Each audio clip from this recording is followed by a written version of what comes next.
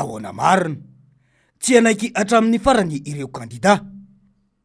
Be loatra ny fandikan-dalàna, be loatra ny fanaovana tsinotsinona ny vahoaka malagasy, indrindra fatao anatiny izao fitondrana izao. Mbola miariary ny fanitsakitsahana lalam-pandrenana sy fanolanana ny ady fanahany malagasy amin'ny fandikana lalam-pandrenana ataony fitsarana avy momba lalam-pandrenana. Noho izany, tsy anaiky ny fanambanina ny vahoaka malagasy io, ireo kandida malagasy irotsaka ofidina amin'ny fifidianana ho filoham-pirenena ny fasivy ny volana novambra ho avy izao. Mijoro izy ireo any tanindrazana ary nanamafy fa tsy anaiky ny vahiny irotsaka ofidina eto. Sitrapo mantsy no nangataka zom-pirenena frantsay ka tokony any Frantsa ny kandida vazaha no mirotsaka fa tsy eto Madagasikara. Ity no fanazavan'izy ireo. Hitanao tsara fa eto zao zay kandida, dia eto koa ireo solotenan'ny kandida izay neken'ny ACC sy ny fanazany tamin'ny fomba ofisialy dia hanao fanambarana izay reto ilaza ny hevitray sy ny positionay fa be loatra ny zavatra tsy mifanaraka amin'ny tokony atao amin'ny eritreretintsika ny fifidianana izay président république ity. Dia tapa-kevitra zay faneho ny hevitray reto zay miaraka reto dia nanao sonia ka dia noho tsara ny vakina fanambarana iraisan'ireo kandida ho filoham-pirenena manoloana ireo fandikan-dalàna sy fanitsakitsahana lalam-panorenana verimberina nataon'ny fitsarana avy momba lalam-panorenana ACC zay ny baribary tamin'ireo fanapahan-kevitra noraisina. Fanapahan-kevitra laharina faha 12 tsipika ACC bara D3 tamin'ny 7 septambra 2024 mametra ireo listy ny kandida ho filoham-pirenena amin'ny fiodinana voalohany ny 7 novambra 2024.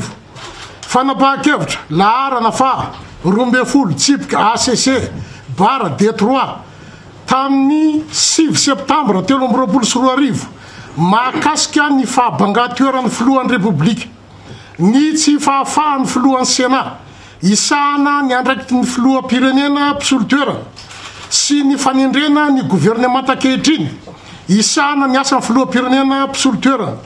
Fanapahan-kevitra izay mitanila sy miendrika firaisana tsokombakomba amin'ny fahefana mpanatanteraka, tafalatsaka tanteraka ao anatiny tsy fanarahan-dalàna ny firenena, tsy voaja ny fisaraha-pahefana ary tanindondoza ny demokrasia. Izahay kandida anaty listra ofisialy navoaka amin'ny ACC ka nanao sonihetsy ambany dia milaza horen-tany horen-danitra fa tsy ara-dalàna naneken'ny ACC ny atota-taratasy ny kandida vazaha Rajoelina Andry Nirina ho ao anaty listra ofisialy ny kandida ho filoham-pirenena. Fanonganam-panjakana nataon'ny fitsarana avo momba lalam-panorenana na ny ACC. Tsy ara-dalàna ny tantanany gouvernement ankehitriny ny firenena ary miteraka savorovoro amin'ny vahoaka sy ireo androm-panjakana hafa. Noho izany tsy matoky intsony ny ACC izahay satria tsy afaka iantoka ny tsy fitanilana izy amin'ny famoahana valim-pifidianana sy ny ho fitsarana ara-drariny ireo disadisa mety hisy momba fifidianana ary tsy anatrika ny fanasana izay ho ataony amin'ny 15 septambra. Tsy ekena ny tondran'ny gouvernement ankehitriny ny firenena amin'izao endrika fanonganam-panjakana izao. Ny mpikambana ao anatin'ny gouvernement io raha teo efa mitanila hatramin'izay ary milaza ny-kariary fa efa manohana kandida iray. Misavorovoro ny saim-bahoaka ary mandalo krizy ny androm-panjakana sy ny firenena ankehitriny. Tsy misy fitoniana ny fikarakarana ny zotram-pifidianana koa miantso ny hery-velona rehetra sy ny vahoaka mpiray-tanindrazana mba ho saro-piaro amin'ny fanajana lalàna sy ny fitandrona ny fiandriana pirenena. Miantso ny FFKM izahay mba handray ny andraikiny amin'ny maharay mandreny ny firenena azy hitarika ny dinika hivoan'ny firenena amin'izao krizy lehibe izao. Miantso ny iraisam-pirenena tsy iraitsy-kombakomba amin'izao fandikan-dalàna izao ka handray ny fepetra tandrify azy. Natao teto Antananarivo ny faha 13 ny volana septambra taona 2024.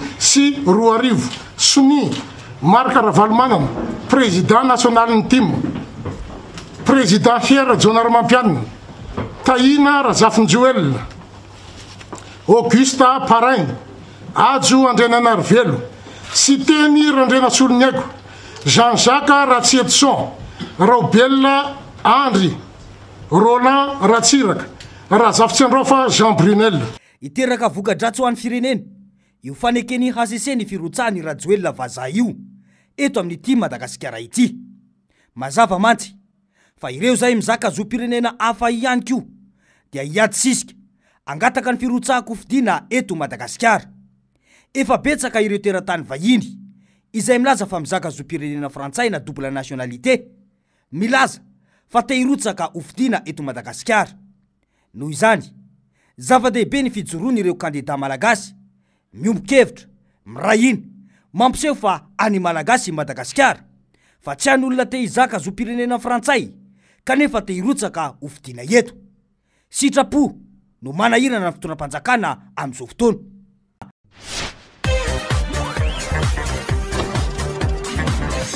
Ahoana marina e?